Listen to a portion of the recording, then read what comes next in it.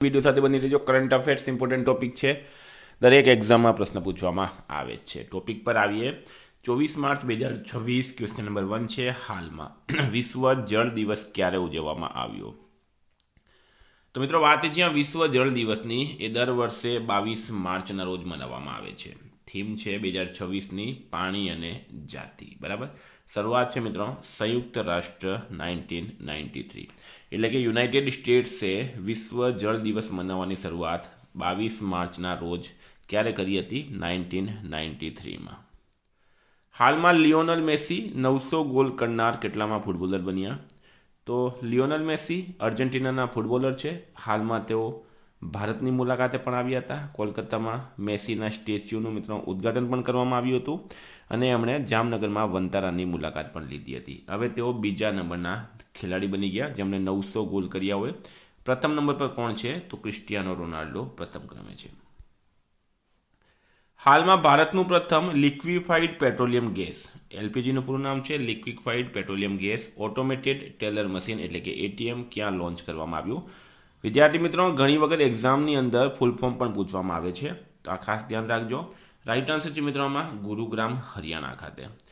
Bharat petroleum corporation limited દ્વારા હરિયાણાના ગુરુગ્રામમાં સોહનાના sector 33 central park flower valley ખાતે ભારતનું પ્રથમ liquefied petroleum gas automated teller machine launch કરવામાં આવ્યું। આ સ્માર્ટ વેન્ડિંગ મશીન 24x7 કામ કરે છે અને 2 થી 3 મિનિટમાં કમ્પોઝિટ સિલિન્ડર રિફિલ ઓફર કરે છે। ગુજરાતના નવા મુખ્ય ચૂંટણી અધિકારી તરીકે કોની નિયુક્તિ કરવામાં આવી? મુખ્ય ચૂંટણી અધિકારી ગુજરાતના, રાઈટ આન્સર છે મિત્રો આમાં સંદીપ સાંગલે, બરાબર, સંદીપ સાંગલેની। હાલમાં કયા રાજ્ય સરકારે દુઆરે ચિકિત્સા ડોર સ્ટેપ મેડિકલ કેર પહેલ શરૂ કરવાની જાહેરાત કરવામાં આવી? તો વેસ્ટ બેંગોલમાં હાલમાં ઇલેક્શન છે અને પશ્ચિમ બંગાળ સરકારે જાહેરાત કરી છે। પશ્ચિમ બંગાળના મુખ્યમંત્રી છે મિત્રો હાલમાં મમતા બેનર્જી, રાજ્યપાલ છે આર એન રવિ, કેપિટલ છે કોલકાતા અને કોલકાતા આવેલું છે હુબલી નદીના કિનારે। પશ્ચિમ બંગાળના મુખ્યમંત્રી મમતા બેનર્જીએ 2026ની વિધાનસભા ચૂંટણી માટે તેમના ચૂંટણી ઢંઢેરામાં ડોર સ્ટેપ મેડિકલ કેર પહેલ શરૂ કરવાની જાહેરાત કરી। આ યોજનાનો ઉદ્દેશ્ય રાજ્યના દરેક બ્લોકમાં લોકોના ઘરો પાસે મેડિકલ કેમ્પનું આયોજન કરવાનું છે। મિત્રો પશ્ચિમ બંગાળના નવા ડીજીપી તરીકે આઈપીએસ પિયુષ પાંડેની નિમણૂક કરાઈ। પશ્ચિમ બંગાળમાં મોરી ગંગા નદી પર ગંગાસાગર પુલનો શિલાન્યાસ કરાયો। પશ્ચિમ બંગાળમાં બ્યુટીસ બરગાભીમે નામની નવી ભરતી માછલી મળી આવી। પશ્ચિમ બંગાળમાં માતુઆ ધર્મમેળો યોજાયો। પશ્ચિમ બંગાળમાં બાંગ્લાર યુવા સારથી યોજના લોન્ચ કરવામાં આવી।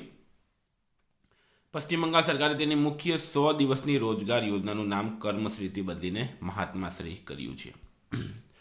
હાલમાં કરુણા ધ પાવર ઓફ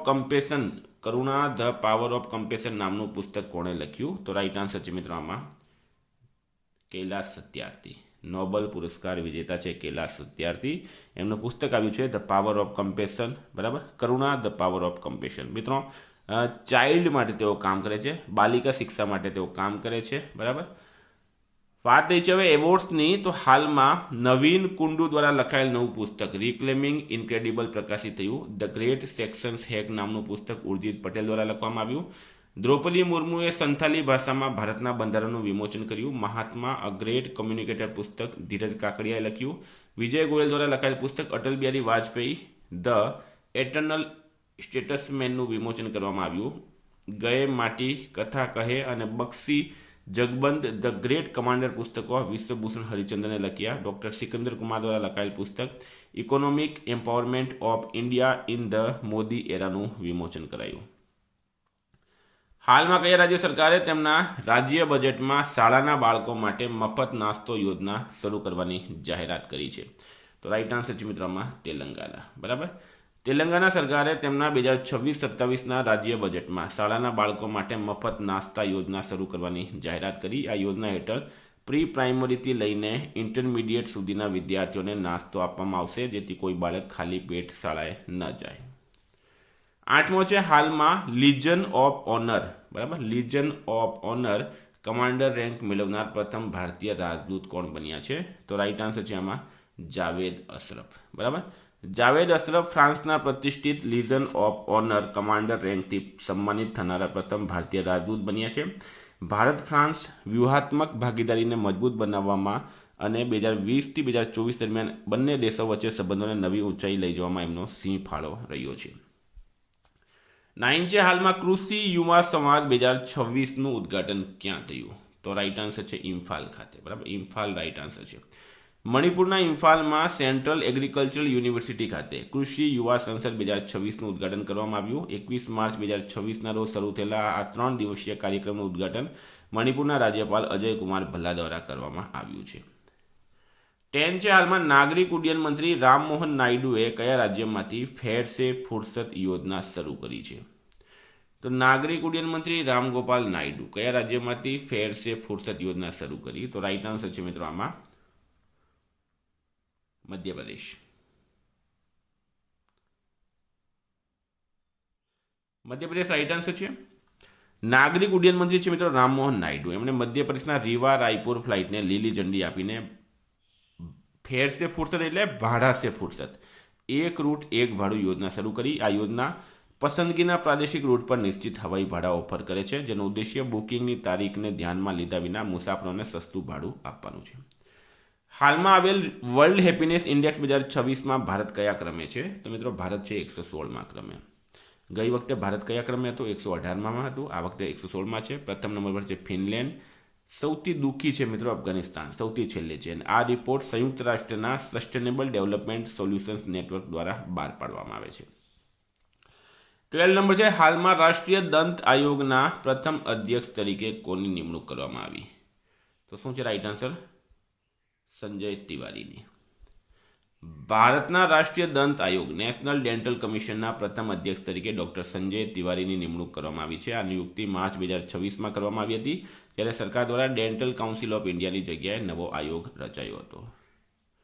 13 છે હાલમાં ચર્ચામાં રહેલું ડિએગો ગાર્સિયા દ્વીપ કયા મહાસાગરમાં આવેલું છે? તો રાઈટ આન્સર છે મિત્રોમાં હિન્દ મહાસાગર. ચર્ચામાં શા માટે છે? તો એના બે કારણ છે. એક છે સૈન્ય, બીજું છે માલિકી. આ દ્વીપ યુનાઇટેડ સ્ટેટ્સ અને યુનાઇટેડ કિંગડમનું મહત્વપૂર્ણ સૈન્ય મથક છે. હિન્દ મહાસાગરમાં એક ખૂબ જ મહત્વપૂર્ણ નૌકાદળ અને વાયુસેના આધાર છે. મધ્ય પૂર્વ અને એશિયામાં થતા ઓપરેશન્સ માટે તેનો ઉપયોગ થાય. માલિકી વિવાદની વાત કરીએ તો મોરિશિયસ આ દ્વીપ પર પોતાનો હક દર્શાવે. મોરિશિયસ કહે છે કે આ દ્વીપ તેના સ્વતંત્રતા પહેલા ગેરકાયદેસર રીતે અલગ કરવામાં આવ્યો હતો. આંતરરાષ્ટ્રીય સ્તરે આ મુદ્દો વારંવાર ચર્ચામાં છે. તો આપણે હિન્દ મહાસાગર યાદ રાખવાનું. 14 છે કયા રાજ્યની વિધાનસભાએ જાહેર ભરતી અને વ્યવસાયિક પરીક્ષાઓમાં અન્યાય માધ્યમો નિવારણ બિલ 2026 પસાર કર્યું? તો રાઈટ આન્સર છે છત્તીસગઢ સરકારે. મિત્રો છત્તીસગઢનું કેપિટલ છે રાયપુર. સીએમ છે વિષ્ણુદેવ સાય. રાજ્યપાલ છે રમન ડેકા. 15 છે હાલમાં 22 માર્ચે કયા રાજ્યનો 114મો સ્થાપના દિવસ ઉજવવામાં આવ્યો? 22 માર્ચ કયા રાજ્યનો 114મો સ્થાપના દિવસ? તો રાઈટ આન્સર છે મિત્રો આમાં બિહાર રાજ્યનો. 22 માર્ચ 2026ના રોજ બિહાર રાજ્યનો 114મો સ્થાપના દિવસ એટલે બિહાર દિવસ ઉજવવામાં આવ્યો. 22 માર્ચ 1912ના રોજ બિહાર બંગાળ પ્રેસિડેન્સીથી અલગ થયા પછી બિહાર એક સ્વતંત્ર રાજ્ય બન્યું. મુખ્ય કાર્યક્રમની વાત કરીએ તો પટનાના ગાંધી મેદાનમાં ઉન્નત બિહાર ઉજ્જવલ બિહાર થીમ સાથે યોજાયો હતો. 16 છે રાષ્ટ્રીય પછાત વર્ગ આયોગ એનસીબીસીના નવા અધ્યક્ષ તરીકે કોની નિમણૂક કરવામાં આવી? સાધ્વી નિરંજના જ્યોતિ રાઈટ આન્સર છે. તો મિત્રો આ હતા કરંટ અફેર્સના પ્રશ્નો. વાત કરીએ રિવિઝનની. 23 માર્ચ 2026 આંતરરાષ્ટ્રીય વન દિવસ ક્યારે ઉજવવામાં આવ્યો? 21 માર્ચે. ચક નોરિસનું નિધન થયું છે. તેઓ કોણ હતા? અભિનેતા. 3 છે હાલમાં ચાપચરકૂટ ઉત્સવ ક્યાં ઉજવવામાં આવ્યો? મિઝોરમ. ગુજરાતનું બીજું મહાત્મા મંદિર ક્યાં બન્યું? રાજકોટની અંદર. હાલમાં એનએમડીસીના ડાયરેક્ટર તરીકે કોની નિમણૂક કરવામાં આવી? કૃષ્ણકુમાર ઠાકુરની. કયો દેશ 2027 કોમનવેલ્થ યુથ ગેમ્સનું આયોજન કરશે? માલ્ટા. યુકેમાં મહિલા સશક્તિકરણ પુરસ્કાર કોને એનાયત કરવામાં આવ્યો? તો ઋતુપર્ણા સેનગુપ્તાને. હાલમાં ભારતે કયા દેશ સાથે અરહર અને અડદ દાળના આયાત કરારને આગામી 5 વર્ષ માટે લંબાવ્યો? મ્યાનમાર. કયા રાજ્ય સરકારે ઇન્દિરમા પરિવાર જીવન વીમા યોજનાની જાહેરાત કરી? તેલંગાના રાઈટ આન્સર છે. ગ્રામીણ યુવાનોને વિકાસ પ્રવૃત્તિઓમાં સામેલ કરવા માટે કયું અભિયાન શરૂ કરવામાં આવ્યું? VBG Ramji. Small hydro power વિકાસ યોજના હેઠળ લક્ષ્ય ક્ષમતા કેટલી છે? 1.5 ગીગાવોટ. હાલમાં કેન્દ્ર સરકારે રિલીફ યોજના હેઠળ કેટલું ભંડોળ પૂરું પાડ્યું? 497 કરોડ.